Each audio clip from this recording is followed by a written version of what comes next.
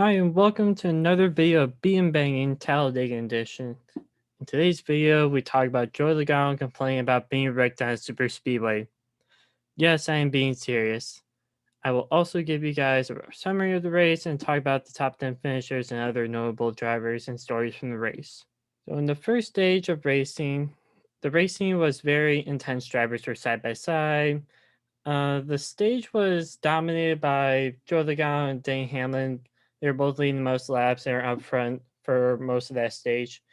But on the last lap, Joey Logano was spun out by Dane Hamlin when he was being pushed by Ricky Stenhouse behind him and caused Dane Hamlin to go straight into Logano going into the turn.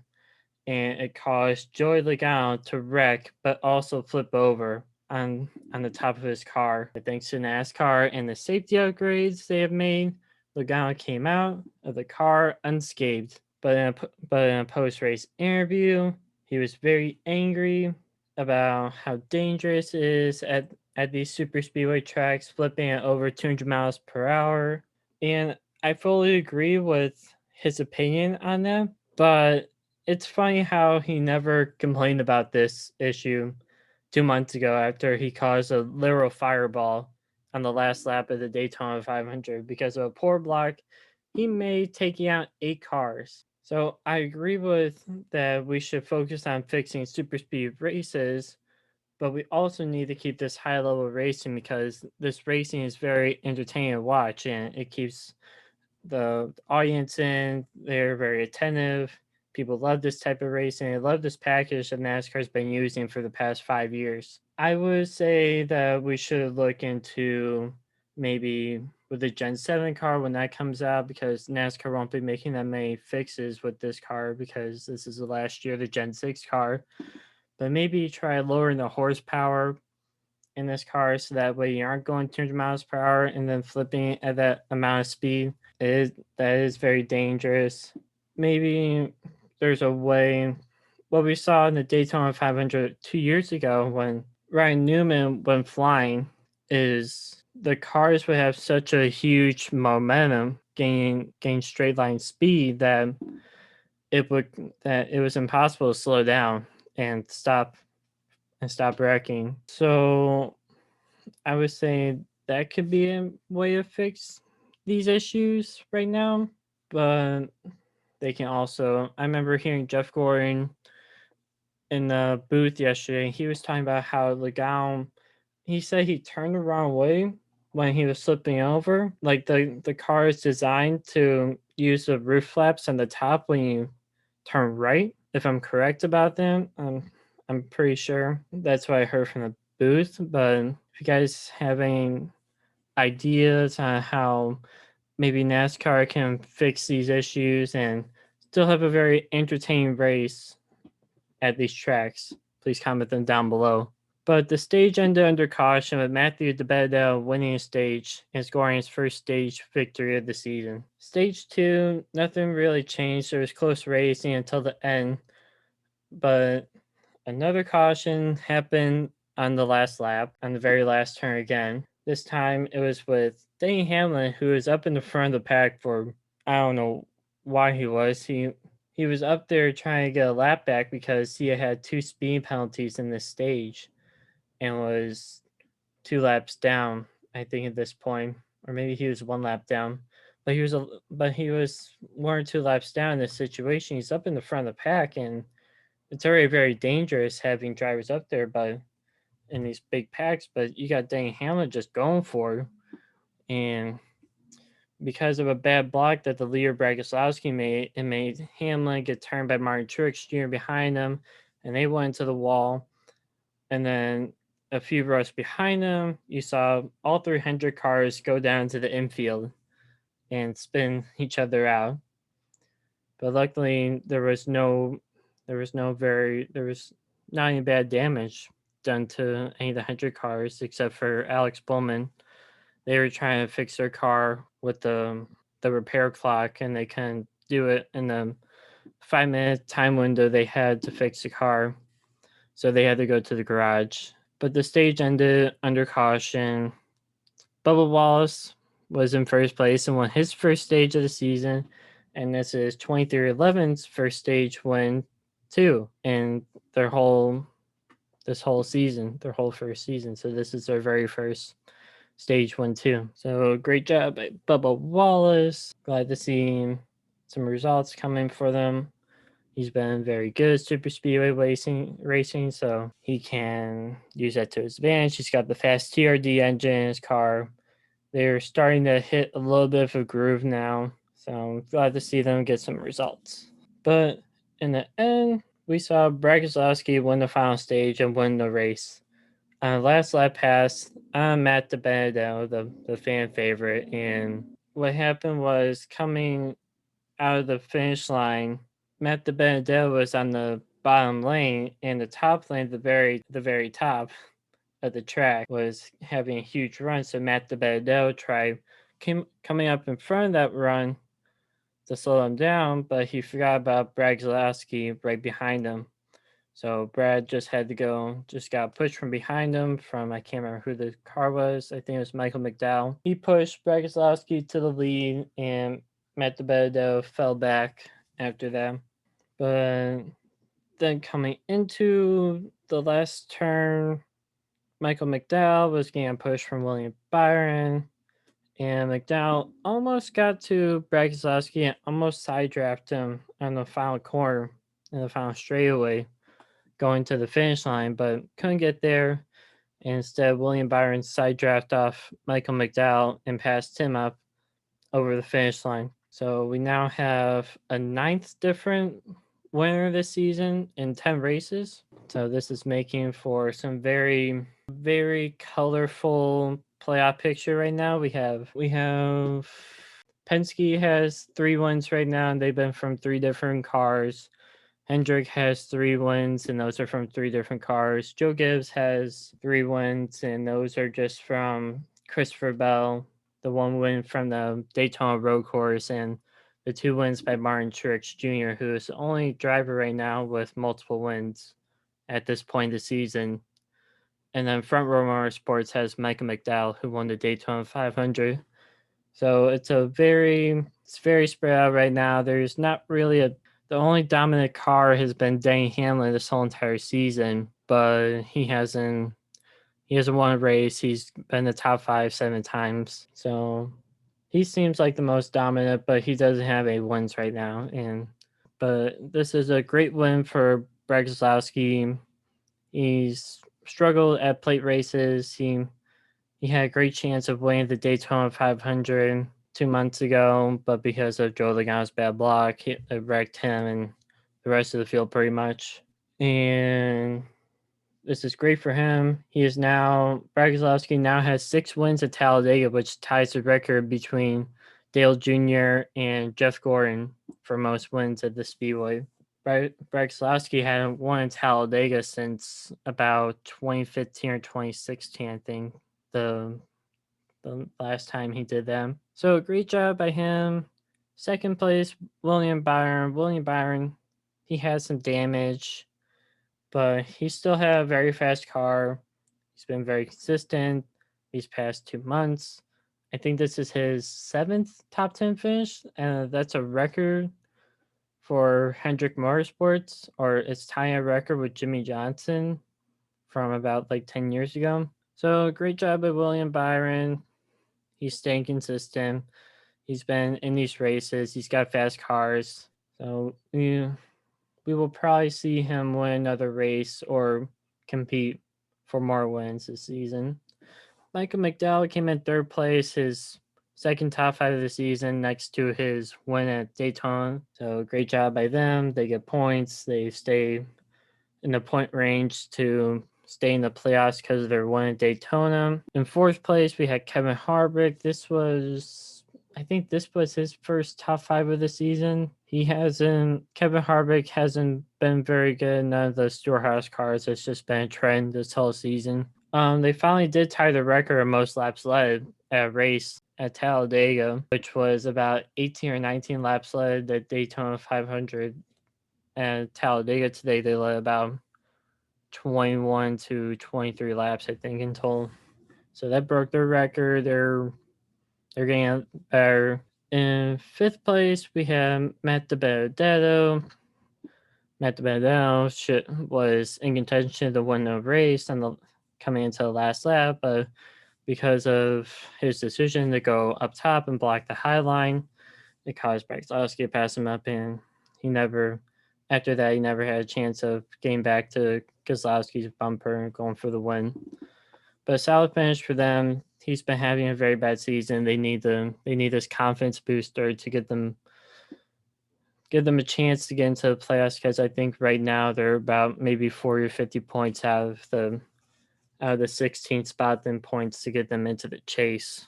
In sixth place, we had Kaz Gralla from Colleague Racing, who they only do part-time races, or they have multiple drivers drive in the season. I think they had AJ Allmendinger race at the Daytona Road Course, and he finished in the top 10. And now they're having Kaz Gralla do a few races in the 16 car too. So a good finish for them. Kaz Gralla, he's a young talent. He's doing great in Xfinity. This is definitely a great audition for any team that's looking for another driver, or new driver, or replacement driver. He's young. He's doing great.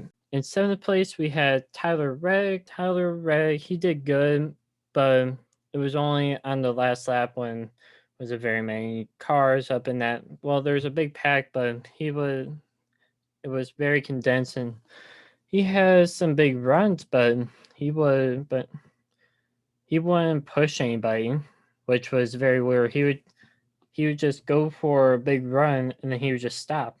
And then he would try blocking other people and wouldn't give other people pushes. He would try going around them, thinking he had a big run in the last lap. So, but a good finish for them. RCR did a great job. They had him up there the whole entire race and around the top 15, the top 20. So nice to see him get back up there with a good finish. In eighth place, we have Austin Dillon, another RCR car. He's a very good plate racer. He won Daytona at the Daytona 500 3 years ago. Yeah, he won in 2018. So he's a very good plate racer. He's always up there in the last 5 to 10 laps of these races, competing for the win. So great job by him. Solid finishes for him and Austin Dillon, for him and Tyler Reddick. Ninth place was Ryan Blaine. Ryan Blaine, he was good this track, but he was up there with his other Penske teammates, with Brad Keselowski and Joey Logano and Matt DiBenedetto, who's an affiliate Penske driver. They have the Penske engine, but they drive for a different team. They drive for Wood Brothers. But all four of them were doing good. Joey Logano probably came in the top 10 too if he wasn't spun out in the first stage. But good job by him. He was up there competing for the win. He's always good at Talladega. This is his track. He's won here 2 times before. So good finish by him. They need the points. 10th place was Cole Custer. I think this was Cole Custer's first top 10 of the season, if I'm not wrong. I'm pretty sure this is. So great job by them, by Stuart Haas, giving them a fast engine and getting up there in the final few laps with their teammate Kevin Harbrick. Just fell back on the last corner because of big runs by other cars and all that other stuff. So good job by Cole Custer. Notable finishers. 17th place we had Christopher Bell. Christopher Bell was up there in the front pack. He was competing for the win, but he wasn't there at the very end. So he did good in this race, but he just wasn't there at the very end of it. 18th place we had Kyle Busch in the 18 car. Very ironic. He did very good in this race. He was up there with the other Toyota cars. They kind of just fell apart in the last few laps of this race because of Denny Hamlin wrecking in stage 2. Martin Truex Jr. had a tire go down in the very end of in the final stage, which caused a green white checkered finish because he had a tire lying down the front stretch of the race track, so he wasn't able to compete for the win. But Toyota was very fast today. They probably should have been up there in the front, but because of issues that come up at these tracks, they were not able to compete at the very end of the race. 19th place was Bubba Wallace Jr. He did good. He won stage 2. In the first 9 laps of the race, Bubba came from last place to first place. He had a fast car today, but because he didn't have any of his other teammates up there at the very end of the race, he wasn't able to compete, because usually at these plate races you work for your manufacturer. So Bubba Wallace is in a Toyota, so his other teammates were Christopher Bell and Kyle Busch in the front of the pack in that situation, so they weren't able to get up there and compete for the win. But they did get that stage 2 victory, which is very good. That gets them some points, some momentum. I think they're pretty close to a playoff spot, but they need to get better finishing positions. Their highest finish this year has been 16th. That's been their highest position. They need to work on finishing races. They figure out the beginning and the middle. Now they got to figure out the end and how they do the strategy to get through the race. But good job by them. In 24th place, we had Chase Elliott. Chase Elliott was up there in the first and second stage. In the first stage, I think he finished in 3rd place. So he got solid stage points in that stage. In stage 2, he wasn't able to get any points because of the wreck at the very end on the last lap that caused all 300 cars to go. I think Alex Bowman and Chase Elliott were the ones that went into the infield. William Byron was the lucky one out that wasn't damaged. The other 100 car, Kyle Larson, he didn't even make it through the first 2 laps of the race. He had a mechanical issue and blew up, so they finished in last place. Not a very good day for Hendrick, or it was very all over the place, because you have William Byron finish second too. Forgot about him. In 31st place, Jim Artrix Jr. I already said what happened to him with the tire and going down with like 10 laps to go in the race. And then Denny Hamlin, he had the 2 speeding penalties that ruined his day. It put him 2 laps down. He was trying to get back up there. His over aggressiveness caused him to get wrecked and ruin his day. 39th place was Joey Logano, because Joey Logano got wrecked and flipped over and was out of the race after that. But with that, let's get into my score of the race, what I thought of it. So for me, the race was a classic Talladega race. Last lap pass for the lead and a drag race to the finish. You saw everything side by side, some wrecks, but there wasn't a big one in this race, which is very strange, because usually at these super speedway races, there's usually 15 to 20 car wreck or 10 to 15 car wreck, and that never happened in this race. So that was just very strange. There was a 5-car wreck at the end of stage 2. But the only car that was out after that wreck was Alex Bowman. The other 200 cars made it back, and Hamlin and Truex raced too. So that was very odd. But other than that, you saw everything else. I think the race was very entertaining. It had you at the end of your seat. There's nail biter to the end. So I'll give the race a 9 out of 10. It was a good race, but there wasn't a big wreck, so that was very strange to me. And then there's always usually some controversy in this race, and usually at the finish of the race, because of the double yellow line going down, there was no penalties. Nobody got forced down below the yellow line, took any penalties, so that was strange too. But overall, I thought the race was great. Classic Talladega. But if you like this week's race review, please like the video and check out my other NASCAR content. My other race reviews, I did the Bristol Dirt Race, the Martinsville Race, and the Richmond Race. So check those out. Those are in my channel.